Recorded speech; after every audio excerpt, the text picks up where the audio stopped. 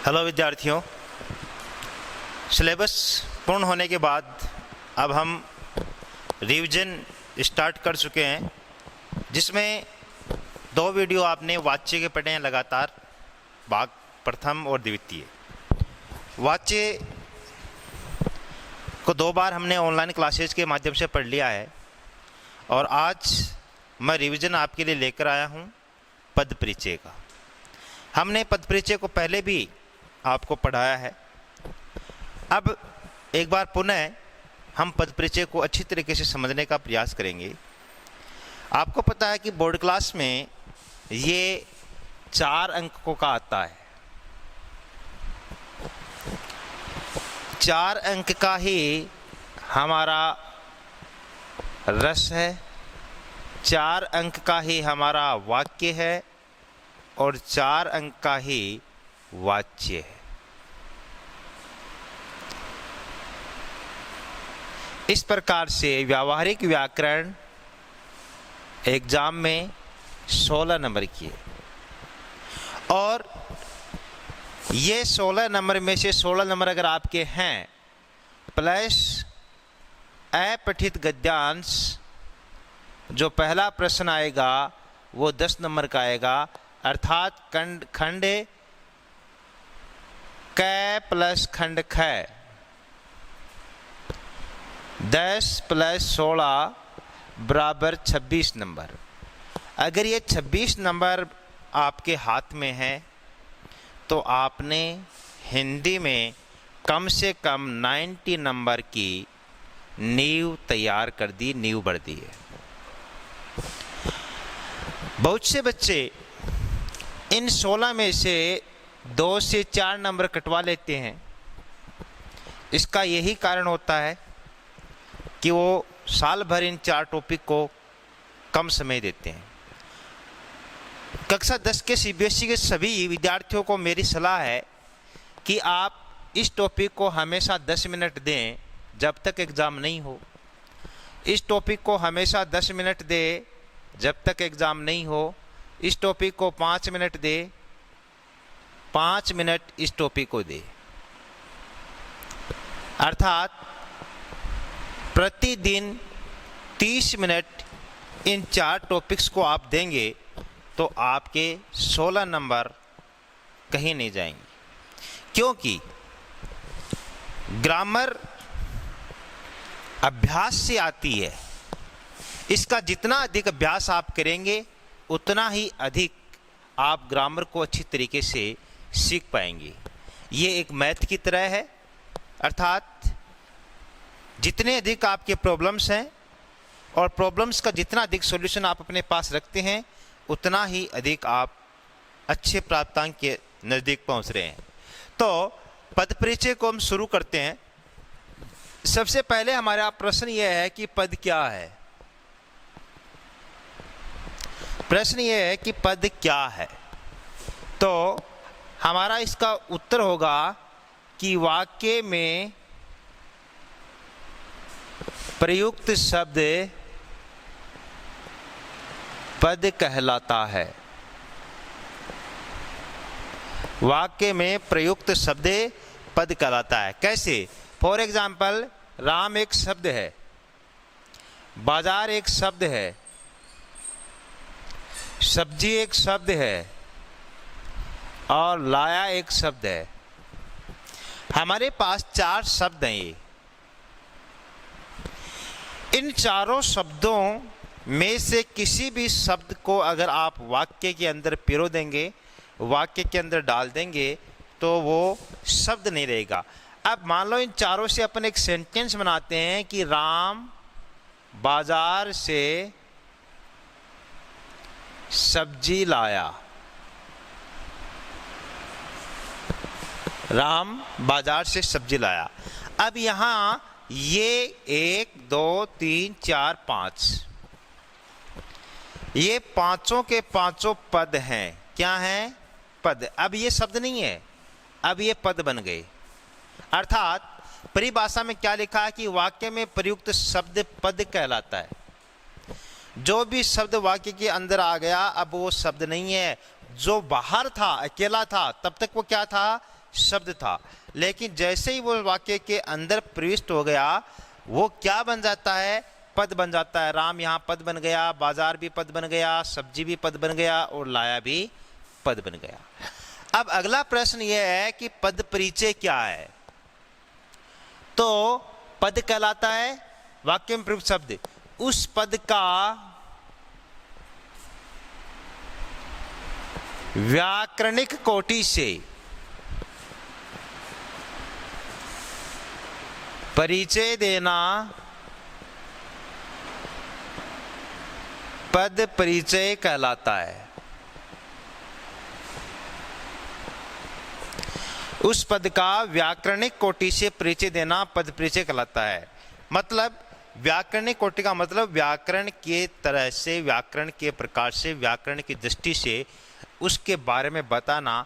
अर्थात राम के बारे में बताना कि राम एक संज्ञा का शब्द है, राम एक वचन है, राम पुल्लिंग है, राम वाक्य का कर्ता है, कर्म है, क्या है, ये तमाम बातें बताना पद परिचय कहलाता है। ठीक इसी प्रकार से बाजार के बारे में बताना कि बाजार में वाक्य क्या काम कर रहा है, वो संज्ञा का है या सर्वनाम का है, वो शब्द विशेषण का है, वो एक वचन है या बहुवचन है, वो पुल्लिंग है या स्त्रीलिंग है, वो वाक्य का कर्ता है या वाक्य का कर्म है, या वाक्य का कौन सा कारक है, उसका क्रिया के साथ क्या लेना देना है, क्या संबंध है, ये तमाम बातें बताना क्या कहलाता है, पद परिचय कहलाता है।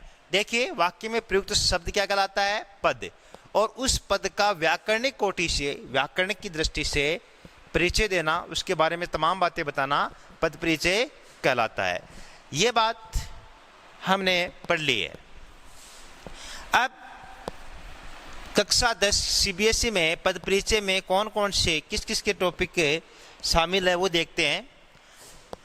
हमारे जो पद परिचय है वो है नंबर 1 संज्ञा शब्दों का पद परिचय या संज्ञा पदों का पद परिचय। 2 सर्वनाम पदों का पद परिचय। 3 विशेषण पदों का पद परिचय। 4 क्रियापदों का पद परिचय। और नंबर 5 अव्यय पदों का पद परिचय। देखिए व्यक्ति को जितना अधिक व्यावहारिक ज्ञान होता है वह व्यक्ति उतना ही अधिक सीख सकता है। व्यावहारिकता सीखने का मुख्य माध्यम है। अर्थात ये पांचों टॉपिक आप 10th क्लास में हैं, 5th क्लास से कम 5th क्लास से इनको पढ़ते आ रहे हैं। 6th में भी पढ़ा है, 7th में पढ़ा, 8th में पढ़ा, 9th में पढ़ा, 10th में, अर्थात संज्ञा भी पढ़े, सर्वनाम विशेषण ये सब पढ़े आपने। बावजूद इसके पद परिचय गलत हो रहा है या हमें पता नहीं चल पा रहा है कि ये वर्ड संज्ञा का है या सर्वनाम का है या विशेषण का है, तो इसका सीधा सा अर्थ है कि हमें व्यावहारिक धरातल पर काम करना हमने बंद कर रखा है। सबसे पहला प्रयास हमारा ये हो कि हम व्यावहारिक धरातल पर उतरें और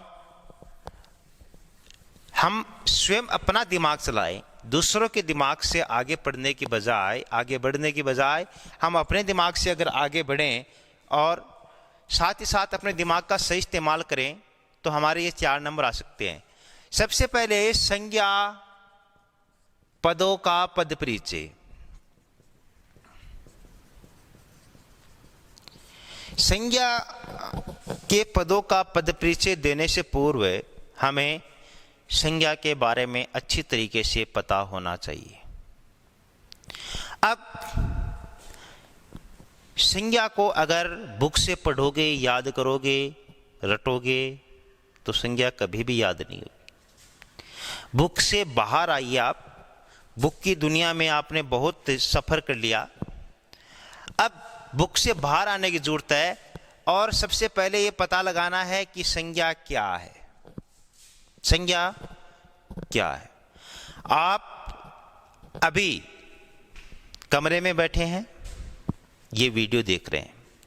सबसे पहले इस वीडियो को आप कुछ समय के लिए पुश करें, बंद करें और आपके कमरे में या आप बरामदे में बैठे हैं या आप जहां कहीं भी है, चाहे खेत में बैठे हैं आप,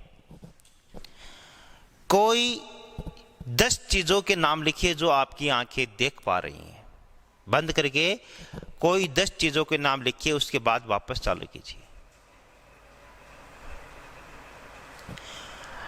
आपने 10 चीजों के नाम लिखे हैं। आप कमरे में थे, आपने क्या देखा होगा? पंखा देखा होगा, चारपाई देखी होगी, अलमारी देखी होगी, कपड़े देखे होंगे। इसके अलावा आपने कुर्सी देखी होगी, टेबल देखी होगी, खिड़की देखी होगी, मोबाइल आपके हाथ में वो देखा ही आपने, और भी बहुत सी चीजें आपके कमरे में, कोई पानी का बर्तन होगा वो देखा होगा। अब इतनी चीजें मान लो आपने देखी हैं, इन चीजों का नाम हमने निकाल रखा है। कोई ये कहे कि पंखा बंद करो तो बाहर कुआं बंद करने थोड़ी जाते हैं, या मोटरसाइकिल स्टार्ट है उसको बंद करने थोड़ी जाते हैं, पंखे को ही बंद करते हैं। मतलब पर्टिकुलर चीज का नाम हमने पंखा निकाल रखा है।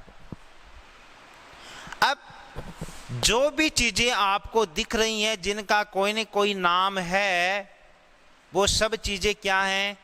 संज्ञा है। तो यहां से संज्ञा की परिभाषा का निर्माण अपन करेंगे कि नाम ही संज्ञा है। बस नाम ही संज्ञा, ये संज्ञा की परिभाषा है। ये संज्ञा की परिभाषा है कि नाम ही संज्ञा है। अब बुक वाले क्या लिखते हैं? वो ये लिखते हैं कि किसी व्यक्ति, किसी वस्तु, किसी स्थान को दशा या भाव के नाम को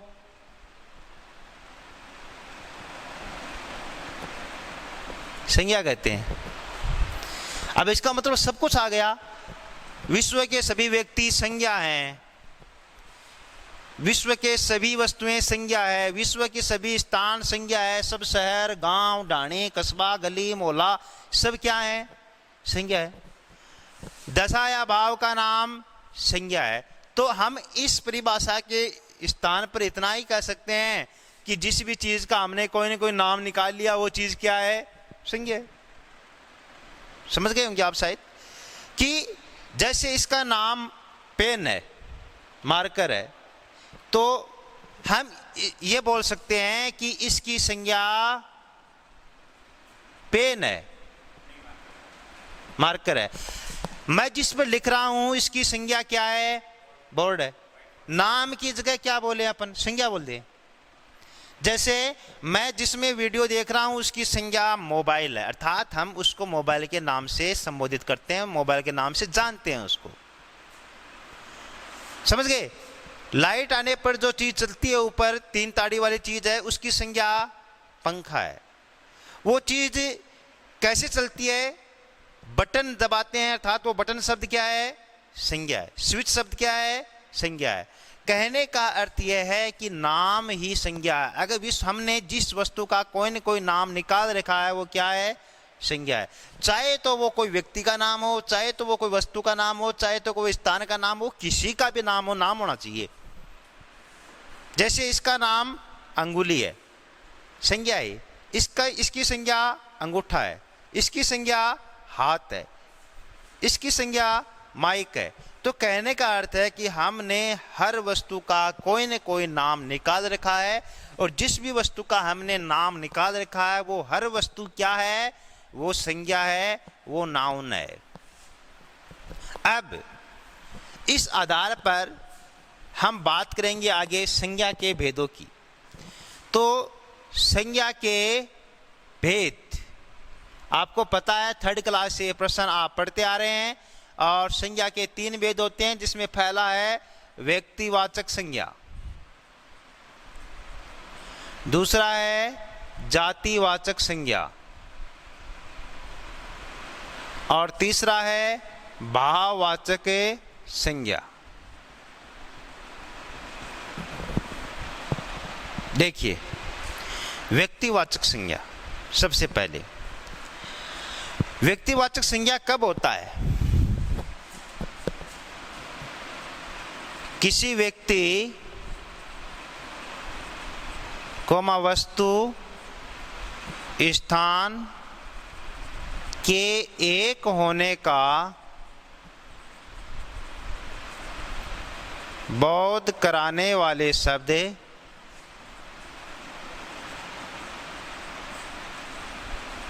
व्यक्तिवाचक संज्ञा कहलाते हैं।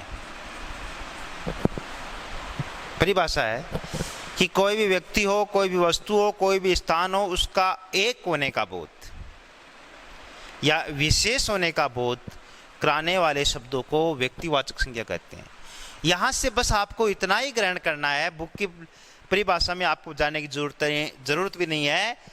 क्या अधिगम करना है? यहाँ से इतना सीखना है कि जो वस्तु अपनी जगह एक है,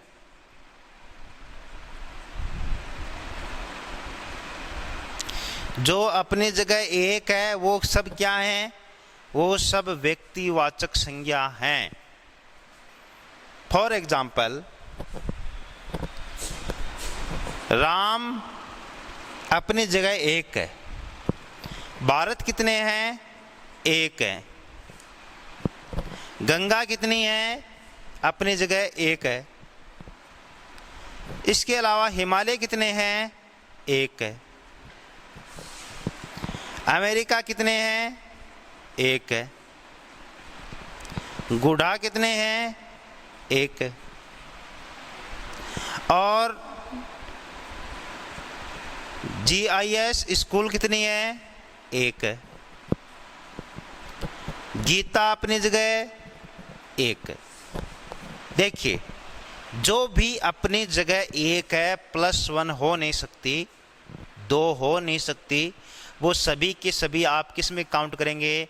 व्यक्तिवाचक संज्ञा में काउंट करेंगे। अब मैं आपसे ये पूछूं कि राम कौन है, तो आप ये कह सकते हैं कि राम एक अध्यापक है। राम एक छात्र भी हो सकता है। राम एक मजदूर भी हो सकता है। भारत किसका नाम है? भारत एक देश का नाम है। गंगा किसका नाम है? नदी का नाम है। हिमालय किसका नाम है? पर्वत का नाम है। अमेरिका किसका नाम है? देश का नाम है। या आप ये कह सकते हैं कि महाद्वीप का नाम है, मान लो होगा कोई, हम क्यों? गुढ़ा किसका नाम है? कोई गांव का नाम है। GIS किसका नाम है? स्कूल का नाम है। गीता किसका नाम है? पुस्तक का नाम है। हम ये मान सकते। लड़के का नाम हो सकता है, हमने लड़की लिख दिया। समझ गए? अब देखो, इन शब्दों को आप पढ़ेंगे तो ये सभी शब्द इन शब्दों की जाति का बोध कराते हैं। किसका बोध कराते हैं? जाति का बोध कराते हैं। जैसे राम है तो राम की जाति अध्यापक हो सकता है, राम एक छात्र हो सकता है, राम एक मजदूर हो सकता है। भारत है तो भारत की जाति क्या है? देश है। गंगा है तो गंगा की जाति क्या है? नदी है। हिमालय है तो हिमालय की जाति क्या है? पर्वत है। अमेरिका की जाति हमने क्या मानी? देश। हो सकता है वो कोई महाद्वीप भी हो, उत्तरी अमेरिका, दक्षिण अमेरिका, महाद्वीप का नाम भी हो। गुढ़ा, गुढ़ा किसका नाम है? गांव का नाम है, इसकी जाति है। GIS किसका नाम है? स्कूल का नाम है। और गीता किसका नाम है? गीता कोई पुस्तक भी हो सकती है, गीता किसी लड़की का नाम भी हो सकता है। तो इन संज्ञा शब्दों की ये जो शब्द हैं वो जातियां हैं। जैसे मैं ये कहूँ कि टॉमी, अब टॉमी कौन हो सकता है? कुत्ता हो सकता है। तो टॉमी उसका पर्टिकुलर नाम हो गया, और कुत्ता सभी कुत्ते हो गए। तो जो सभी कुत्ते हैं वो क्या है? जातिवाचक। और पर्टिकुलर एक क्या हो गया? टॉमी व्यक्तिवाचक संज्ञा का हो गया। जैसे मैं ये कहूँ राजस्थान, अब राजस्थान की जाति क्या हो सकती है? राज्य। तो सभी राज्य जातिवाचक संज्ञा में, राजस्थान व्यक्तिवाचक संज्ञा में। जैसे मैं कहूँ झुंझुनू, तो झुंझुनू की जाति क्या हो सकती है? जिला है। तो कहने का अर्थ यह है कि प्रत्येक शब्द की कोई न कोई जाति होती है, और जो जाति होती है वो जातिवाचक संज्ञा में चली जाएगी, और जो शब्द अपने जगह एक है वो कहाँ चला जाएगा, व्यक्तिवाचक में। अब यहाँ जातिवाचक की संज्ञा का निर्माण करेंगे परिभाषा का, तो यही परिभाषा काम में आएगी कि किसी व्यक्ति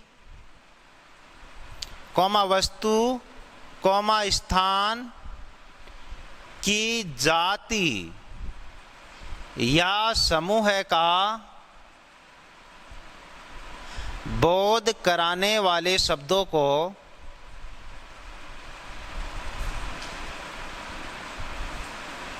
जातिवाचक संज्ञा कहते हैं। देखिए यहां क्या लिखा था हमने, एक होने का बोध, किसी व्यक्ति वस्तु स्थान के कितने होने का बोध, एक होने का। यहां क्या लिखा है, किसी व्यक्ति वस्तु स्थान की जाति या समूह है, ये तो इनकी जातियां हैं, या कोई चीज ग्रुप में आए, ग्रुप का मतलब +1, ग्रुप का मतलब है +1, जो एक से अधिक है वो सभी शब्द किसके हैं, वो सभी शब्द जातिवाचक संज्ञा के हैं, जो एक से अधिक हैं। और जो अपनी जगह एक हैं, दो हो ही नहीं सकते, वो सभी के शब्द किस में मानोगे, व्यक्तिवाचक संज्ञा में उन सभी शब्दों को मानोगे। अब देखो जातिवाचक संज्ञा कहाँ कहाँ हो सकती है, ये पॉइंट्स आपको बताए हैं, पुराने वीडियो में भी बताए हैं, ऑफलाइन क्लास में भी बताए हैं, ऑनलाइन पुनः बता रहा हूं। हमारा टारगेट है 100 आउट ऑफ 100। इस टारगेट को कोई याद रखेगा वो सीखेगा, और जिसने ये टारगेट बना लिया कि मेरे 90 नंबर आ जाएंगे हिंदी में 100 में से, वो कुछ भी नहीं सीख पाएगा। 90 नंबर का जमाना गया, अब जमाना किसका है, 95 to 99/100। और ये कब आते हैं, जब प्रॉब्लम नाम की कोई भी चीज आपके पास नहीं हो। तो 95 से 99 के बीच में आपका टारगेट होगा, तो आप बार बार इनको पढ़ोगे। तो कहने का अर्थ है कि द्रव्य की, पदार्थ की तीनों अवस्थाएं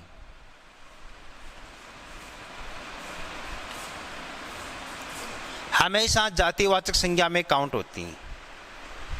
नंबर 2, घरेलू वस्तुएं हमेशा जातिवाचक संज्ञाओं में काउंट होती है। पदार्थ की तीनों अवस्थाओं का मतलब है ठोस, तरल, गैस के रूप में कोई भी चीज़, जैसे पत्थर है, सोना है, चांदी है, छाछ है, दूध है, दही है, घी है, ये सभी किस में माने जाएंगे, ये पदार्थ की अवस्थाएं हैं, ये सभी हमेशा किस में आएंगी, जातिवाचक संज्ञा में आएंगी। और घरेलू वस्तुओं का मतलब आपको घर पर कोई भी चीज़ दिख रही है, थाली, कचौड़ी, है ना, कुछ भी, खाट, कुर्सी, टेबल, चप्पल, जूते और थप्पड़, कुछ भी दिख रही है आपको, और थप्पड़ भी दिखती है ना, जब नहीं पढ़ते हैं तब थप्पड़ दिखती है, तो थप्पड़ भी किसी न किसी चीज़ का नाम है, क्या होना चाहिए, नाम होना चाहिए। तो कहने का मतलब पंखा है, स्विच है, ट्यूबलाइट है, लाइट दिख रही है, इसके अलावा आपको घड़ा दिख रहा है, हाँ, सब जो चीज़ें दिख रही हैं, आसमान के तारे घरेलू वस्तु में नहीं है, लेकिन तारे भी जातिवाचक संज्ञा के हैं। हाँ घर के ऊपर जरूर रहते हैं, लेकिन घरेलू वस्तु की श्रेणी में हम उनको नहीं ले सकते। तो घरेलू वस्तुएं जितनी भी है वो हमेशा आपको किस में काउंट करनी है, जातिवाचक संज्ञा में काउंट करनी है। खनिज धातुओं के नाम, खनिज धातुओं के नाम किस में आते हैं, जातिवाचक संज्ञा में। सोना, चांदी, अभ्रक, टंगस्टन, लोहा, ये सभी के सभी जो भी खनिज धातु हैं अर्थात मेटल्स हैं, वो सभी के सभी हमेशा किस में काउंट होंगे, जातिवाचक संज्ञा में काउंट होंगे। उसके बाद नंबर 4, रिश्ते नातों के नाम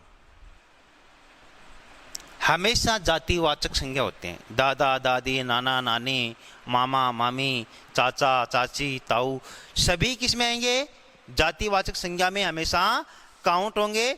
और उसके बाद है पद या व्यवसाय का नाम, पद या व्यवसाय का नाम हमेशा जातिवाचक संज्ञा में काउंट होगा। जैसे डॉक्टर है, अध्यापक है, चपरासी है, प्रधानमंत्री है, राष्ट्रपति है, मुख्यमंत्री है, कलेक्टर है, तहसीलदार है, ये सभी किस में काउंट होंगे? हमेशा जातिवाचक संज्ञा में गिने जाएंगे। आभूषण या परिधानों के नाम, आभूषण या परिधानों के नाम हमेशा जातिवाचक संज्ञा में गिने जाएंगे, है ना। जैसे हार है, टेवटा है, मेल है, रखड़ी है, बिंदिया है, ये सभी, अंगूठी है, जैसे सलवार सूट है, जैसे पैंट है, शर्ट है ना, ये सभी किस में जाने जाएंगे? हमेशा जातिवाचक संज्ञा के अंतर्गत माने जाएंगे। इसके बाद अगला कॉलम है अपना शारीरिक अंगों के नाम। जातिवाचक संज्ञा के अंतर्गत आते हैं हाथ, पैर, आंख, नाक, कान आदि। किसी भी शब्द का बहुवचन रूप, किसी भी शब्द का बहुवचन रूप हमेशा क्या होगा? जातिवाचक संज्ञा होगा। फॉर एग्जाम्पल जैसे भावना शब्द है, भावना भाववाचक संज्ञा का शब्द है, मगर अगर हम इसे बहुवचन बनाएंगे भावनाएं, तो ये किसका बन गया? जातिवाचक संज्ञा का बन गया। विशेषता शब्द है और इससे हम बहुवचन बनाएंगे विशेषताएं, जातिवाचक संज्ञा। तो किसी भी शब्द का बहुवचन रूप हमेशा जातिवाचक संज्ञा के अंतर्गत माना जाता है। अपना 9वां पॉइंट है, अगर किसी व्यक्तिवाचक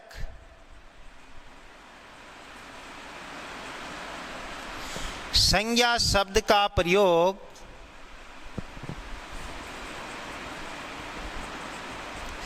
किसी की विशेषता बताने के लिए किया जाए,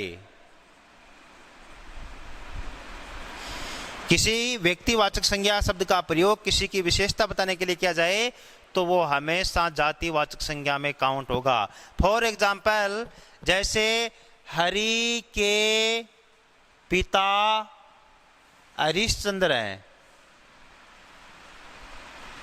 हरि के पिता हरिश्चंद्र है। अब देखो हरि के पिता की विशेषता है कि वो हरिश्चंद्र है। हरिश्चंद्र का मतलब वो कभी झूठ नहीं बोलते हैं। तो वैसे तो हरिश्चंद्र व्यक्तिवाचक संज्ञा को होना चाहिए, मगर किसी की विशेषता बताने के लिए प्रकट हो रहा है, इस कारण ये किस में काउंट होगा? जातिवाचक संज्ञा में काउंट होगा। जैसे समाज में आज भी बहुत शकुनी है,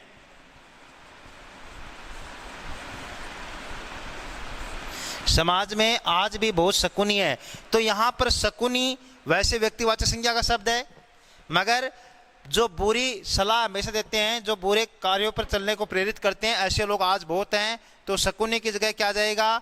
ये शकुनी अंडरलाइन है तो जातिवाचक संज्ञा का आ जाएगा। जैसे समाज में आज रावणों की कमी नहीं है, अर्थात बहुत सी रावण है, तो रावण है वो सब दुष्ट लोगों का प्रतीक है, तो वो जातिवाचक संज्ञा में काउंट होगा।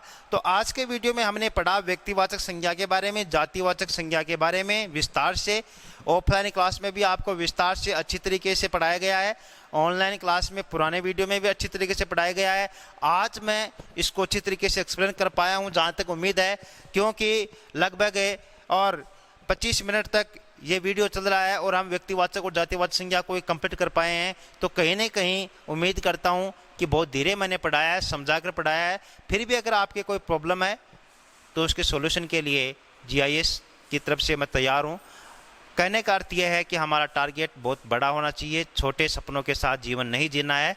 जिनके सपने छोटे होते हैं, सपनों में जान नहीं होती है और वे कुछ भी स्थापित नहीं कर पाते हैं, और हमें स्थापित करना है कि Hindi is our mother language और हिंदी हमारी जान है, हिंदी हमारी शान है, हिंदी हमारी मान है। ये बात हमें स्थापित करनी है। इस उम्मीद के साथ आप बार बार पढ़ते रहेंगे। आज के लिए बस इतना ही। धन्यवाद।